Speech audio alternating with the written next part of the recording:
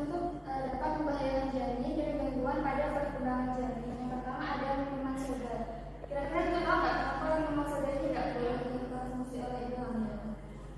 Nggak tahu aku mbak. Aku pas awal hamil pas nggak hamil itu mbak memang mesti kayak gitu perkembangan. Nah itu nggak boleh ya ibu, karena minuman soda ini kan tinggi gula, jadi kalau bisa harus dikurangi ya. Lalu untuk makanan tinggi garam juga tidak diperbolehkan karena akan mengakibatkan hipertensi pada ibu hamil. Selanjutnya buah nangka. Buah nangka ini kenapa nggak boleh? Kira-kira yang kita tahu nggak? Nggak tahu. Belum tahu Ya.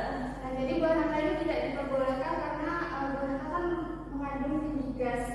Jadi buah nangka ini tuh tidak diperbolehkan dikonsumsi secara berlebihan karena mengandung tinggi gas yang akan mengakibatkan perut ibu itu kembung. Kita kalau kembung nggak nyaman ya, jadi tidak diperbolehkan.